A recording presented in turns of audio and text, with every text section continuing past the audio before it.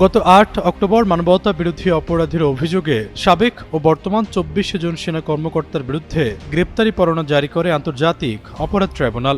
গত ৫০ বছরে বাংলাদেশের আদালত যদি কোনো ঐতিহাসিক কাজ করে থাকে, সব থেকে সাহস নিয়ে সেই ৫টা কাজের একটা কাজ হবে এই জেনারেলদের বিরুদ্ধে ওয়ারেন্ট জারি করা। ১৫ জনের মধ্যে একজনকেই শুধু মিসিং, বাকি সবাই জয়েন করেছে, এই হেফাজতে চলে আসছে। সম্মানিত দর্শক, নতুন একটি নিউজে আপনাকে স্বাগতম। আজকের দিনে বাংলাদেশের রাজনৈতিক সর্বশেষ যে পরিস্থিতির তৈরি হয়েছে তারই আলোকে খুবই গুরুত্বপূর্ণ কিছু ভিডিও নিয়ে আপনাদের সামনে হাজির হয়েছি, যার কিছুটা অংশ ইতিপূর্বেই আপনারা ভিডিওর শুরুতে দেখতে পেয়েছেন এবং বুঝতে পেরেছেন আজকের ভিডিওটি কতটা গুরুত্বপূর্ণ হতে যাচ্ছে। তাই আজকের ভিডিওটি দেখলে বাংলাদেশের রাজনৈতিক সর্বশেষ পরিস্থিতির সম্পর্কে খুবই গুরুত্বপূর্ণ কিছু তথ্য পেয়ে যাবেন। তাই ধৈর্য ধরে সম্পূর্ণ ভিডিওটি দেখার অনুরোধ রইল। তার আগে ছোট করে একটি অনুরোধ, আপনারা যদি এ ধরনের আপডেট নিউজগুলো সবার আগে পেতে চান অবশ্যই চ্যানেলটি সাবস্ক্রাইব করে বেল আইকনটি অল করে দিবেন। ইতিপূর্বে যারা সাবস্ক্রাইব করেছেন তাদেরকে অসংখ্য ধন্যবাদ। চলুন দর্শক, একটি লাইক দিয়ে একে একে সেই ভিডিওগুলো দেখে আসি। গত ৫০ বছরে বাংলাদেশের আদালত যদি কোনো ঐতিহাসিক কাজ করে থাকে, সব থেকে সাহস নিয়ে সেই ৫টা কাজের একটা কাজ হবে এই জেনারেলদের বিরুদ্ধে ওয়ারেন্ট জারি করা। স্পষ্ট জানতে চাই, মেজর জেনারেল কবির যে খুনিটা, আপনি ভাবেন কি ভয়াবহ অবস্থা। হাসিনা পালাই গেছে, তার সাথে সে হেলিকপ্টারে পালাইছে, তারপরে আবার কে তাকে বাংলাদেশে ঢুকালো। বাংলাদেশের সমস্ত তথ্য দিল্লিতে গিয়ে পাচার করে এসে দিল্লির সমস্ত অর্ডারগুলো নিয়ে এসে ক্যান্টনমেন্টে হাজির।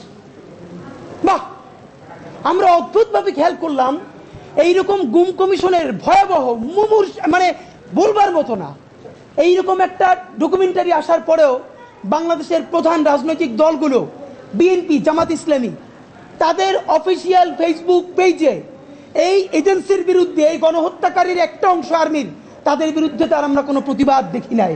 ১৫ জনের মধ্যে একজনকেই শুধু মিসিং, বাকি সবাই জয়েন করেছে, এই হেফাজতে চলে আসছে।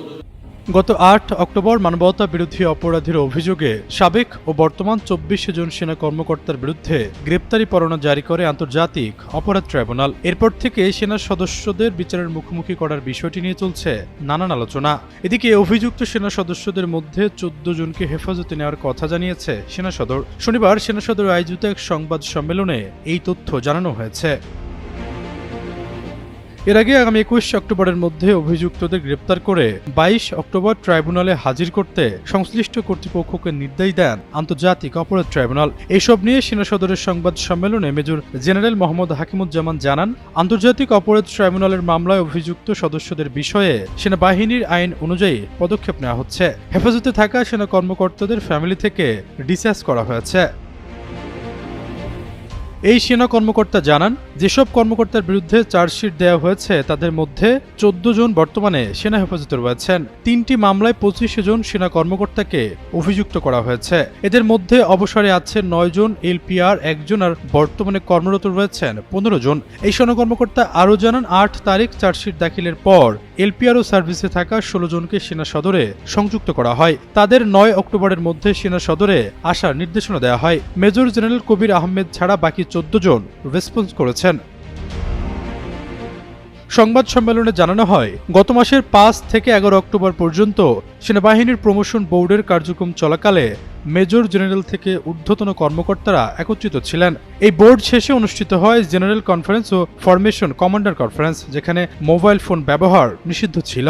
৮ অক্টোবর দুপুরে বোর্ড শেষে বের হওয়ার পর জানা যায়, আন্তর্জাতিক অপরাধ ট্রাইব্যুনাল একটি মামলায় চার্জশিট দাখিল করা হয়েছে এবং ওই দিনই ২৫ জনের বিরুদ্ধে গ্রেপ্তারি পরোয়ানা ইস্যু করা হয়েছে। ট্রাইব্যুনালের নির্দেশ অনুযায়ী ২২ অক্টোবরের মধ্যেই গ্রেপ্তারি কার্যক্রম সম্পূর্ণ করার নির্দেশ দেওয়া হয়।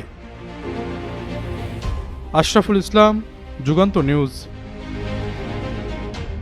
দেখতে পেলেন বিস্তারিত। এ সম্পর্কে আপনাদের মন্তব্য কমেন্টে লিখে পাঠাবেন। ভিডিও ভালো লাগলে চ্যানেলটি সাবস্ক্রাইব করতে ভুলবেন না। এবারের মতো এখানেই বিদায় নিচ্ছি। শীঘ্রই দেখা হবে নতুন কোনো ভিডিও নিয়ে। ততক্ষণ সকলে ভালো থাকুন, সুস্থ থাকুন। আসসালামু আলাইকুম ওয়া রাহমাতুল্লাহি ওয়া বারাকাতুহু।